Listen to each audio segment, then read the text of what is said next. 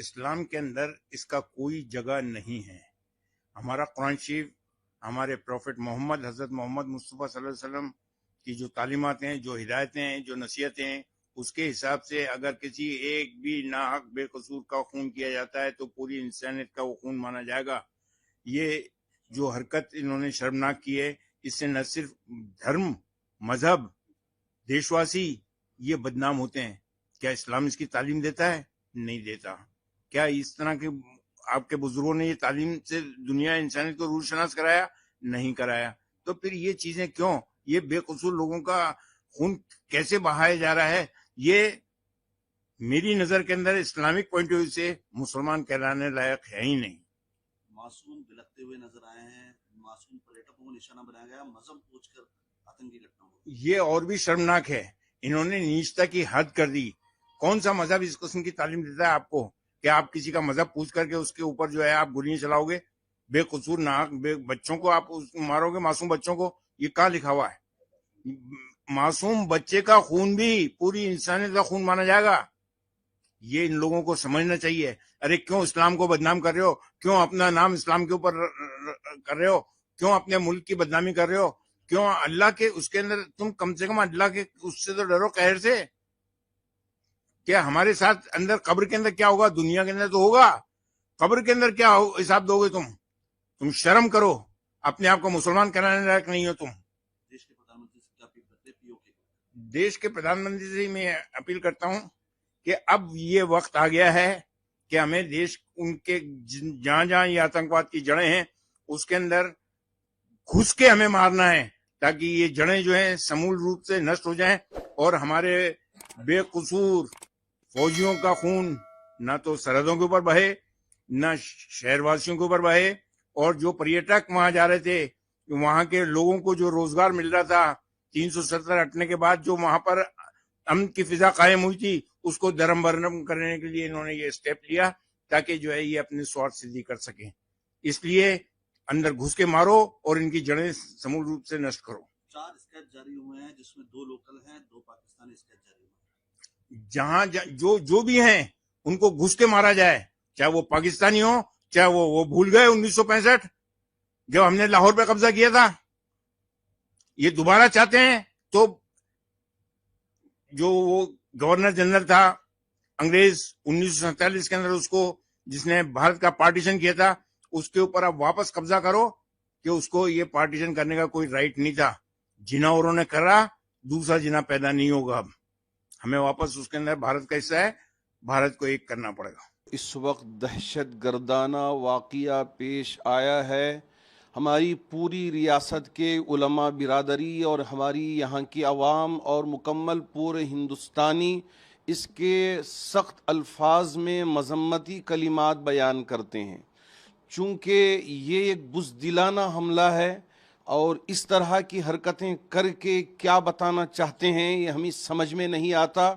چونکہ آپ بھی اس بات سے اچھی طرح واقف ہیں، یہ ملک ہندوستان ہے اور ہندوستان سے ہم محبت کرتے ہیں.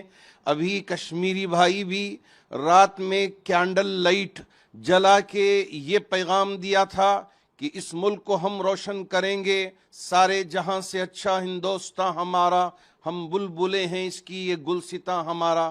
یہ دہشت گردانہ حملہ ٹورسٹ پہ کر کے، چونکہ میں بھی پہلگام گیا ہوں، کشمیر گیا ہوں، سری نگر گیا ہوں.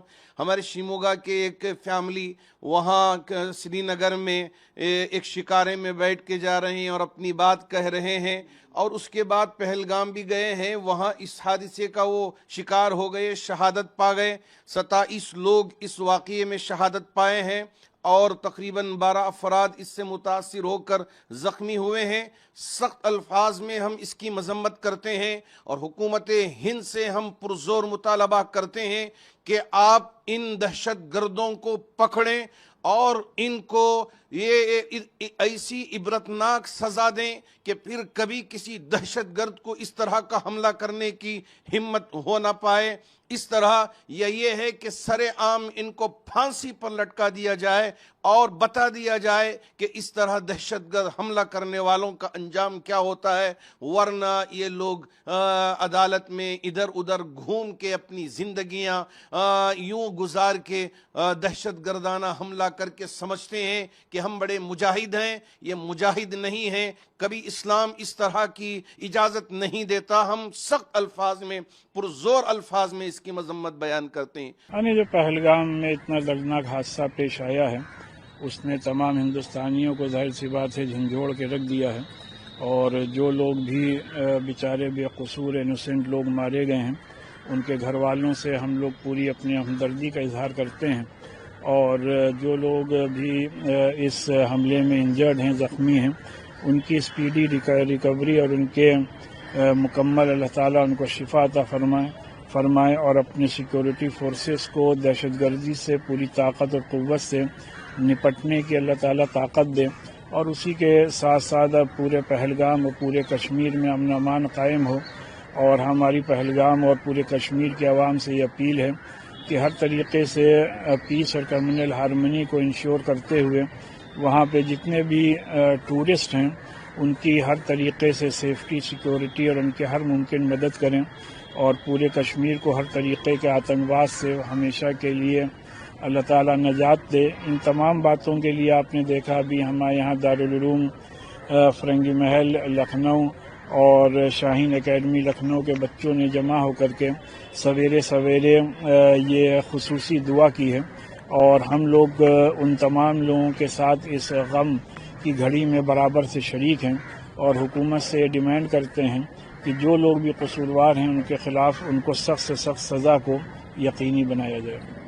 جموں کشمیر کے پہلگام میں جس طرح سے آتنکوادیوں دوارا کائرتا پوروک ہمارے بھارت کے 26 بے گناہ نردوش لوگوں کی نرمم ہتیائیں کی ہیں، جس سے پورا دیش آکروشت ہے. ہم چاہتے ہیں کہ اس کا بدلہ جلد سے جلد لیا جائے. مانیہ پردھان منتری نریندر مودی جی بھی سعودیہ سے بیچ میں ہی پروگرام چھوڑ کر بھارت آ چکے ہیں. جس طرح سے آتنکوادیوں نے دھرم کا نام لے کر نرمم ہتیائیں کی ہیں، تو ایسے آتنکوادیوں کے خاتمے کا سمے اب آ گیا ہے. ودیشوں سے بھی بھارت کا سمرتھن مانیہ نریندر مودی جی کے نیترتو میں آتنکوادی گندگی کو بھارت سے ختم کرنے کا اور سوپڑا صاف کرنے کا وقت اب آ گیا ہے، اور ان کا سوپڑا صاف ہونا طے ہے. اور میں دوسری بات یہ بتا دوں کہ بھارت میں بھی جس طرح سے کچھ لوگ اس حملے کی آڑ میں راجنیتی کر رہے ہیں، اور یہ ایک تو ایسے لوگوں کو راجنیتی کرنے سے باز آنا چاہیے، اور ایسے لوگوں کو چنہت کرنے کی بھی ضرورت ہے کہ ان کی مانسکتا کیا ہے، اور کیا ان کی مانسکتا آتنکوادیوں کے لیے سمپیتھی کی تو نہیں ہے. تو کہیں نہ کہیں اس طرح کی راجنیتی سے راشٹر ہت کا نقصان ہے. تو ایسے لوگوں کو بھی چنہت کیا جائے، اور ایسے لوگوں کو باز آنا چاہیے اس طرح کی حرکتوں سے.